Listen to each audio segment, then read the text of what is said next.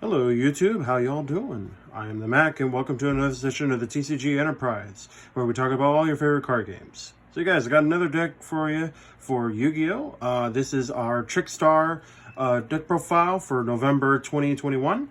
Let's go ahead and get on into it. I meant to show this out sooner, but there were some complications and I had some other things that I wanted to show you guys. But in any case, this is more of a competitive kind of sense.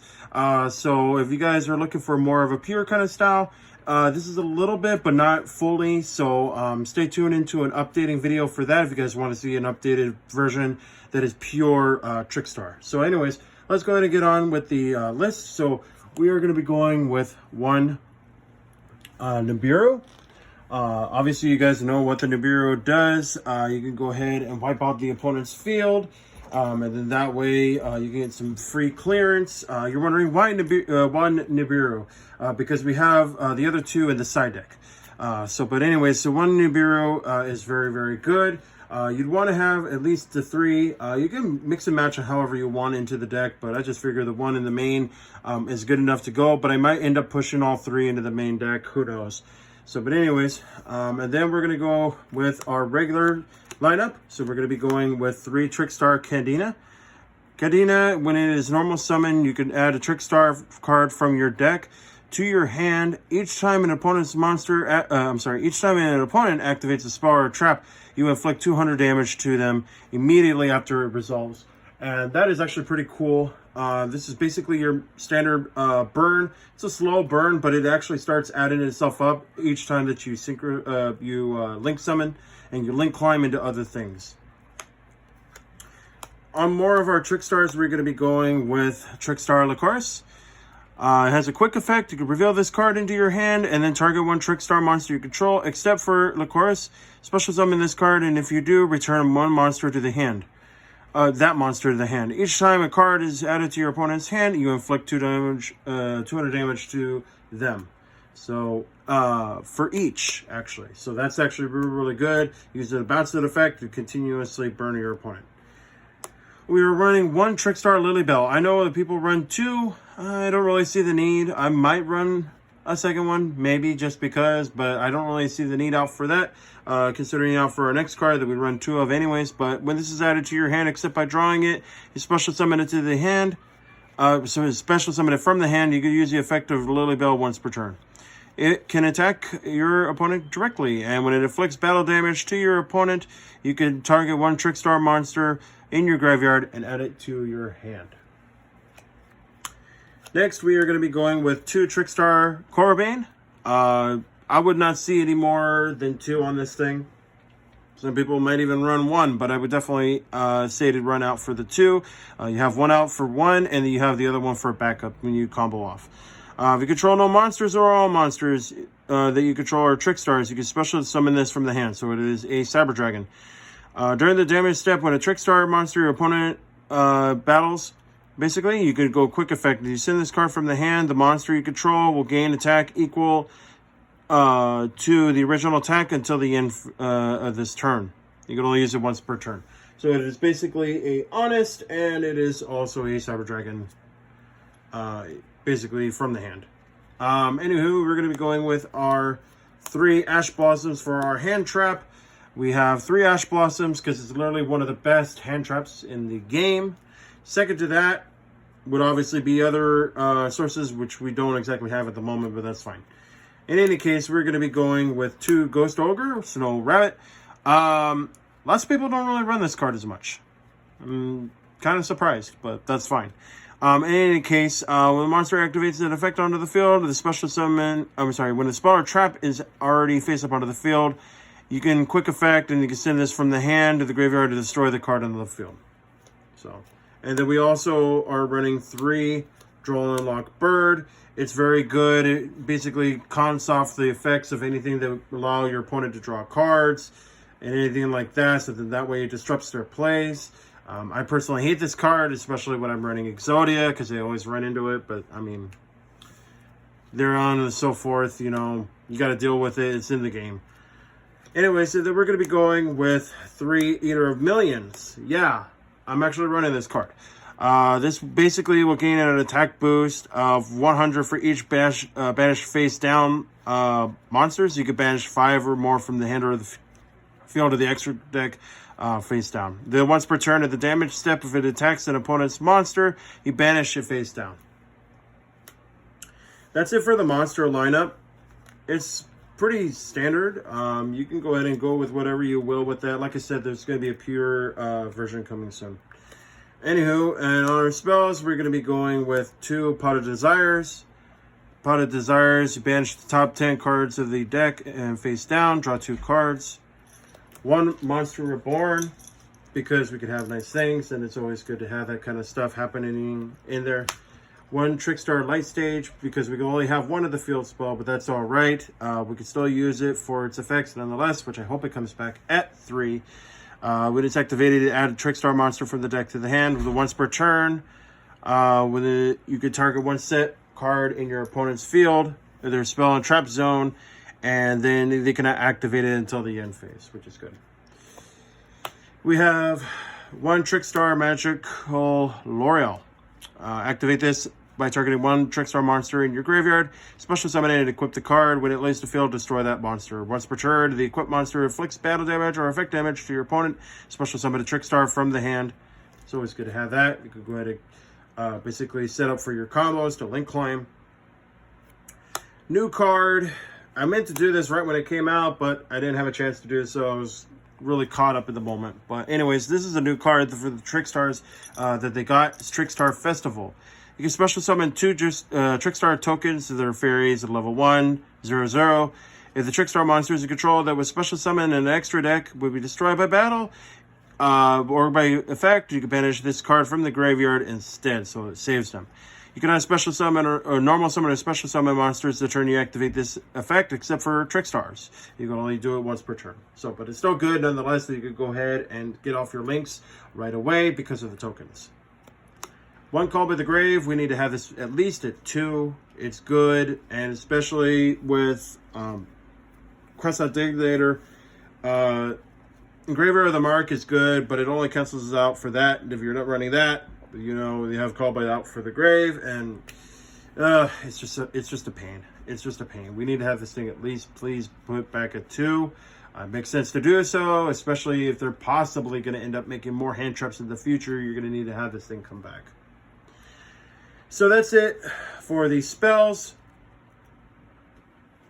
On towards the trap, this is actually a kind of interesting.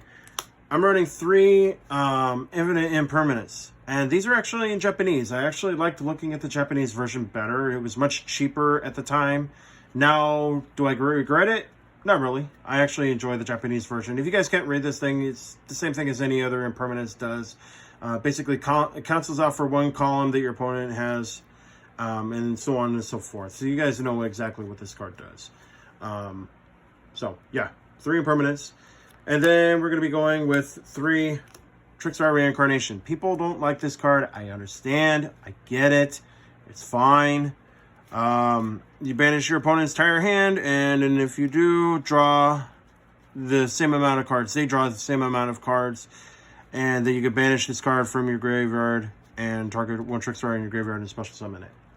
I personally would take 3 Light Stage over these, honestly. Even to drop it out to 1, I'd be fine with that. Drop 1 of these, or drop 2 of these, just have the 1, have this be limited to get 3, to have a full set of stage. I'd be completely fine with that. I'm pretty sure a lot of people want that, but unfortunately the way that Konami works, they don't want to do that because, well, they don't play well with others. But in any case, we're going to go still on with our traps, so we're going to be going with 2 Solemn Strike. Why? Because it's good, and it actually stops Dragoon, and a bunch of other things. So why not?